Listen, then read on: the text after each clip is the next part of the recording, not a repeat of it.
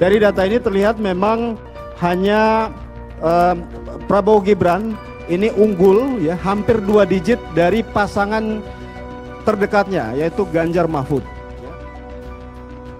Kemudian Ganjar Mahfud mengalami penurunan ya, dan penurunan begitu jauh dari 36 ke angka 28,6%.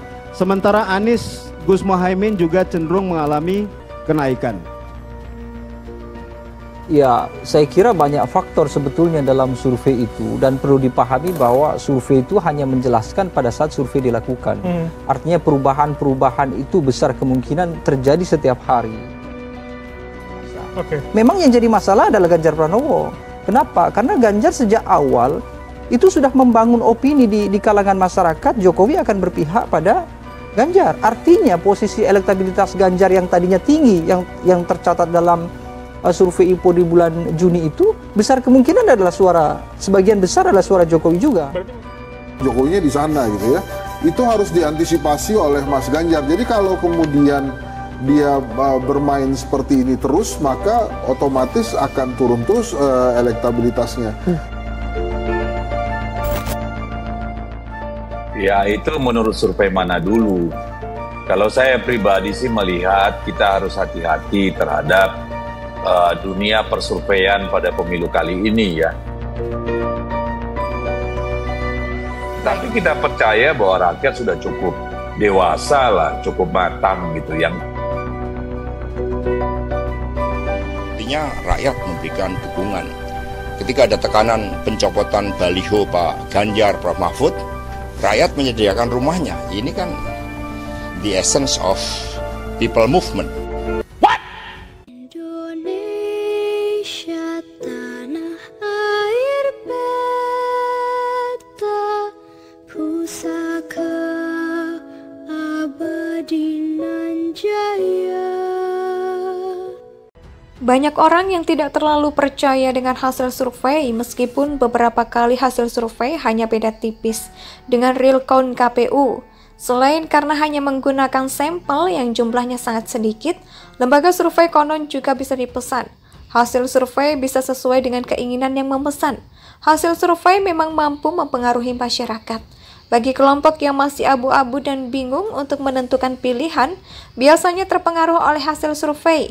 Kelompok ini cenderung akan memilih calon yang menurut hasil survei memiliki elektabilitas tertinggi. Survei terbaru yang dilakukan SMRC dan LSI Denny JA menganggap posisi Ganjar Mahfud MD terjepit. LSI Denny JA membandingkan elektabilitas ketiga pasangan calon capres-cawapres sejak 3 bulan terakhir.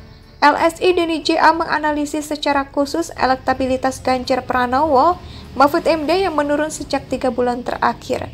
Pembicara LSI Denny JA, Aji Alfarabi, menganalisis lebih lanjut terkait elektabilitas Ganjar Pranowo Mahfud MD. Pihaknya menyebut salah satu alasan yang membuat elektabilitas Ganjar Mahfud turun yakni serangan ke Jokowi. Yang menarik, merespon hal tersebut, Sekretaris Jenderal PDIP Hasto Kristianto menanggapi dengan santai tanpa kepanikan soal elektabilitas Ganjar Pranowo dan Mahfud MD yang menurun di beberapa survei. Hasto menyebut hasil survei capres seperti putusan MK yang menurutnya bisa diintervensi. Hasto menyebut cara yang menurutnya mudah untuk meninggikan survei. Hasto menyinggung pemberian sembako bergambar Prabowo Gibran. Meski demikian, Hasto meyakini daerah yang sudah dibagikan beras tidak akan membuat suara rakyat bungkam. Menurutnya, rakyat akan melihat kepemimpinan itu dari Ganjar Mahfud. Tak selesai sampai di situ saja, Hasto juga menyampaikan dalam demokrasi pentingnya karakter kepemimpinan. Dia meyakini Ganjar Mahfud akan membawa Indonesia lebih unggul. Dia menegaskan Ganjar Pranowo Mahfud MD merupakan kesatu paduan yang bisa membawa energi bagi keunggulan Indonesia. Lalu bagaimana dengan nasib Ganjar Mahfud? Tenang, kita jangan mudah terpancing. Tapi tetaplah lakukan sesuatu supaya kabar-kabar yang dapat melemahkan kepercayaan pemilih, utamanya swing voters, jangan sampai merajalela. Tanpa ada upaya perlawanan yang kita lakukan. Tentu dalam hal ini kita bisa melihat bagaimana pengaruh seorang Jokowi terhadap capres yang sama-sama satu lingkaran partai. Bahkan sepertinya PSI pun bisa mengalami peningkatan elektabilitas karena pengaruh putra Jokowi. Jokowi sendiri adalah fenomena. Ia berjasa besar untuk perubahan Indonesia yang sebetulnya menyemangati kita untuk terus berubah dari kejumudan masa lalu, terutama masa Orba. Dan bukan perkara mudah karena meski telah mencanangkan reformasi 98, perubahan tanpa paradigma melahirkan banyak pecundang, juga pengkhianat serta penumpang gelap. Korupsi justru hampir merata di kalangan eksekutif, legislatif, bahkan yudikatif. Demokrasi bergerak liar, kepatuhan pada hukum justru direkayasa, sebagai cara untuk melegalkan penyalahgunaan wewenang dan peruntukannya. Banyak orang yang tidak terlalu percaya dengan hasil survei meskipun beberapa kali hasil survei hanya beda tipis dengan real count KPU. Selain karena hanya menggunakan sampel yang jumlahnya sangat sedikit, lembaga survei konon juga bisa dipesan. Hasil survei bisa sesuai dengan keinginan yang memesan. Hasil survei memang mampu mempengaruhi masyarakat. Bagi kelompok yang masih abu-abu dan bingung untuk menentukan pilihan, biasanya terpengaruh oleh hasil survei. Kelompok ini cenderung akan memilih calon yang menurut hasil survei memiliki elektabilitas tertinggi. Survei terbaru yang dilakukan SMRC dan LSI Denny JA menganggap posisi Ganjar Mahfud MD terjepit. LSI Denny JA membandingkan elektabilitas ketiga pasangan calon capres-cawapres sejak 3 bulan terakhir. LSI Denny JA menganalisis secara khusus elektabilitas Ganjar Pranowo Mahfud MD yang menurun sejak 3 bulan terakhir.